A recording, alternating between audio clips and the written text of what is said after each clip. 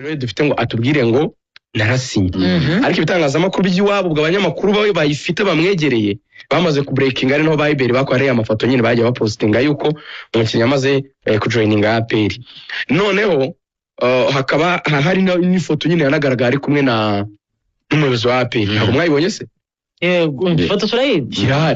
nubwo ari foto ya telefone APR turabishyira ku mbuga nkoranyambaga zayo ariko niba we nari manager we cyangwa se uriya mutipe yaravuze ati ni mukamfotore akakohereza iwabo azi ko bitazagera i Nyarugenge iwabo bakayipostinga bikagaruka so ntidukeneye rwose kongera kubitegereza ko APR ishatse yanabisohora nta kibihishiye byarabaye byararangiye ikindi abantu muri APR barabikonfirma ko bamuguze ndetse banamuguze rwose kera mu kwezi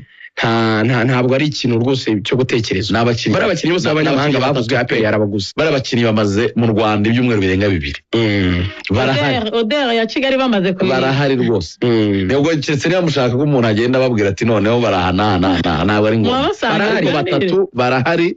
bari Kigali mu Rwanda banahamaze n'igi ndibuka hari n'igihe twigeze kuba turi kumwe namwe mwembi twari turi kumwe hano kuri ni tennis club cyagiye abayobozi ngo batwakira badushimira ko twafashije muri military games Shaibubu bari baraje icyo gihe twababoneye twumva ngo Shaibubu azaba ari muri APR ariko twagiye tubona abahungu baramanutse bari dufata n'ama video induru ziravuga tunapostinza baravuga ati ko mwamenye imiceri ko mwari mwaje mu bikorwa cyo gushimirwa n'ingabo kuki mwavanze dossier turavuga ati abanyamakuru ntitugezwa n'akamwe hadari ijisho ry'umunyamakuru nicyo dushinzwe so urumva rero nyine abakinnyi bo barasinye icyo gutegereza gusa muri APR ni ugutangazwa ariko byararangiye n'uriya wo muri Maduzo bavuga ngo azagurwa ahandi nabyo ntabyo umukinnyi wa APR biri sealed byararangiye rwose n'abakinnyi bari muri APR nta kindi gisigaye rero no gutegereza imyitozo nitangira tuzayisura nkuko tuzasura na mu cyumweru gitaha tuganire nabo turebe aho bageze batubwire imyiteguro kuri Sekafa tubaha idonido ariko hari indi APR nanariho rwose nyuma yabo bakinnyi bindi iri gukora izabikora ariko APR nayo iratangira mu myitozo kwa mbere tariki 3 ariko nabonye ni video ya kera cyangwa ni yungu bari muri meeting nk'ahantu na ba Sekiganda baje na ba Omedi nabandi nabonye video yabo reka nze birebe neza shakisha urabe nimbe ari yavuba sport Olivier agasaba ko azajya ahembwa 3,000 3,500 cyangwa 3,500 3,500 ni mu Manyarwanda 3,500 y'amanyarwanda akaba ari yahembwa so aravuga ko ibiganiro byatangiye Rayon Sport iri kuri 25 ariko yongeyeho 5 Rayon Sport noneho igeze kuri level yo kwemera guha 30 Olivier ikamuhemba 3 z'amafaranga y'u Rwanda so rwango niba ari 35 harimo gap hagati yabo na Rayon Sport ya 5 ku mushahara 3 na 3,500 urumva nabwo biri close biregeranye rwango hagati ya Olivier na Rayon Sport harimo ikinyarwanda cy'amafaranga 500 so igihari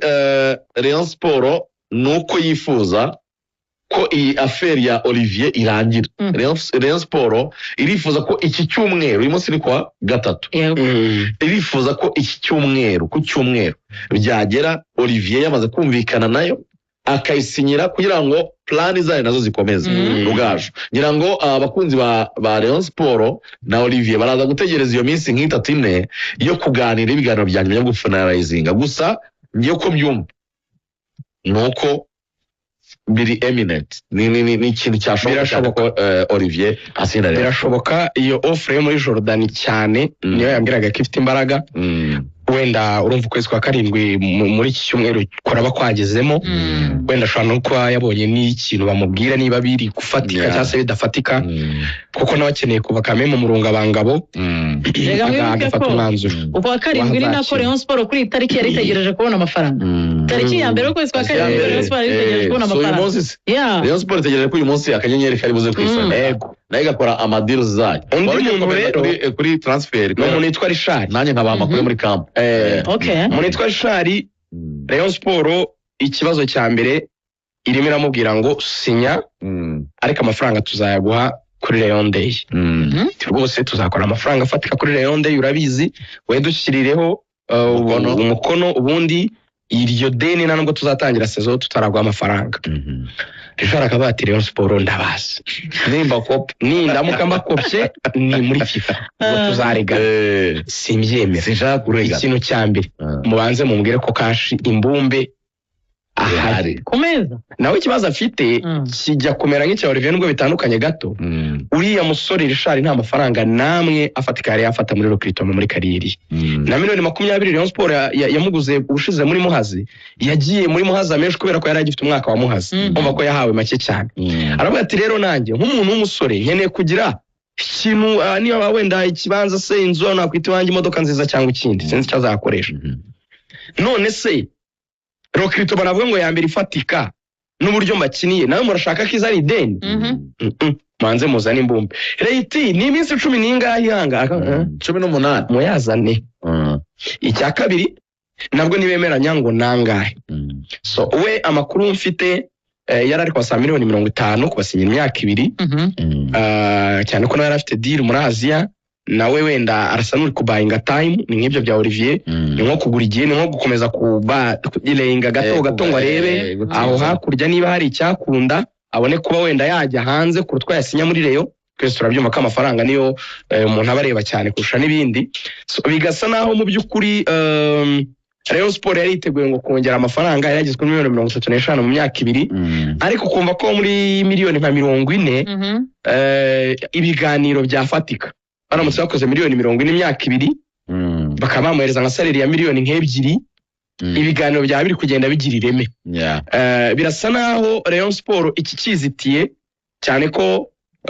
president wa Rayon Sport bwa yari hano muri Radio Rwanda yatubwiye ko hagati ya Musanga cyangwa se Richard bagomba gusinyishamo umukinnyi umwe byanze bikunze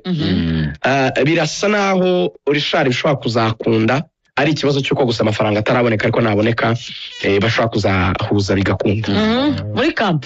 muri camp umunsi wa kabiri muri camp wabaye ku munsi w'ejo hari abakinnyi 21 bitabiriye imyitozo mu bakinnyi 21 bitabiriye imyitozo muri camp y'ikipe ya Rayon Sport harimo abakinnyi 16 bakuru n'abakinnyi 5 bakiri bato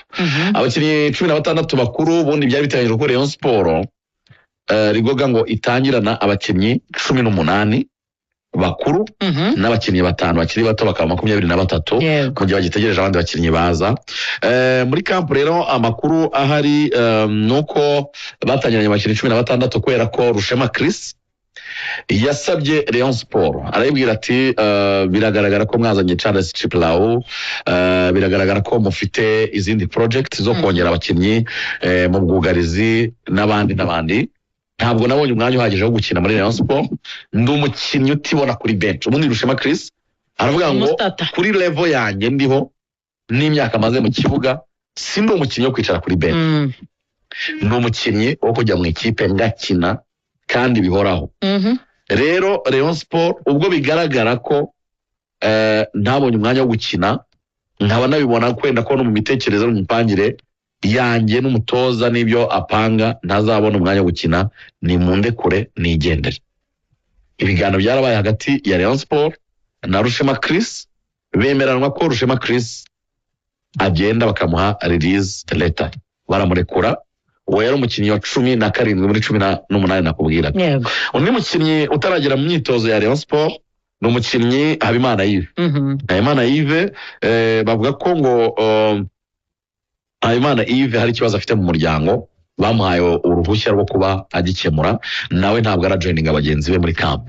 afite ibibazo familiar agomba kubanza gukemura ubwo rero abakinnyi 10 bari 18 bakuru hasigaye 16 n'abakinnyi bakiri bato 5 ni 21 bakoze imyitozo hariya igicumbi hanyuma abakinnyi rero uburyo bateganyijwe wandi kuziyongera muri camp ikipe ya Rayon Sport amakuru bampaye nuko iki cyumweru kisozo bitarenze ku cyumweru birumvikana nuko uwo bita Atiso wa musore baguze ndetse na Ibrahim Jingale bazagera Kigali muri iki cyumweru mu mpera zacyo ntabwo bambaye precision ni kwa gatandatu cyane ku cyumweru ariko bambwiye ko muri iki cyumweru rwose bazaba bahageze hanyuma Likau Faustin Likau Pizarro nawe mu nzira araza vuba ajoininga camp bavuze ko nawe biteguye ko agera muri camp vuba cyane nta gihindutse hanyuma bambwiye ko bita Tony Kitoga afite ikibazo cya passport arimo arakemura kitarakemuka nikimara gukemuka Tony Kitoga nawe azajoininga ikipe ya Rayon Sport next week mu cyumweru gitaha Tony Kitoga nawe akazaba ageze mu myitozo y'ikipe ya Rayon Sport abandi bakinnyi barahari kuri Shema Prince Rushema Prince araza kuko kwerekeza mu ikipe ya Police cyangwa arajya mu ikipe ya AS Kigali nabonye urubyiruko rwose ruri kujya mu ikipe ya AS Kigali abajene bo muri AS Kigali mu ikipe ya AS Kigali barimo baragura abakinnyi AS Kigali ifite rwose ejo bundi twavuganye na general manager muri ya interview itari ifite ibisubizo byinshi ariko igihari nuko bizeye ko umujyi wa Kigali uzabaha amafaranga abo barimo barakoresha aya president n'abandi bantu bari hafi ya equipe so barimo barashaka kugura abakinnyi beza ariko amakuru hari nuko ikipe ya Police yabwiye Rushema Chris ati buretse kujya muri AS Kigali natwe turagukeneye kujya muri AS Kigali byari yari proposal yari yaramaze kuyihabwa no gusezera Rayon Sport nuko yatangiye ibiganiro kandi yarafite icyizere cyo joining ikipe ya AS Kigali ikipe ya Police yamubwiye ati buretse gato natwe turagukonsidera tubanze tuganire ko ikipe ya Police ntabwo iratangira gutangaza abakinnyi benshi uretse David Chineze ko bamugumanye w'umuaxiale ndetse bamugaruye bamusezerera kongera bakamugarura na Ndize Samuel aracyafite amasezerano mu ikipe ya Police bavuga bati rero nko Rushema Chris kuri experience yagize mu ikipe ya Mukura ntabwo ari umukinnyi mubi ku buryo Police itamusinyisha hagati ya Police na AS Kigali arajoininga ikipe mu ikipe ya APR Football Club abakunzi b'ikipe ya APR ni muri bamwe bategereje ko transfer zabo bamwe mu bakinnyi basigaye bajya hanze kuri wa gatatu rivuga ko kwa mbere nibwo EBR yatubwiraga ati kuri wa gatatu nyamara ariko Traoré baraza kumutangaza mbere yuko tugiye urugaje ariko umuntu witwa Jangwani yanyandikiye arambwira ati turi kubumva turi kujya mu Bisesero fan club y'Intare za APR bagiye gusura urwibutso niho berekeze n'abandi bagiye Nyarubuye muri weekend ntekereza ko Nyarubuye ari muri rusange ni abafana bose b'ikipe rero n'Intare zigiyeyo turakora cyane bagiye Bisesero rugaje twinjire mu ikipe ya APR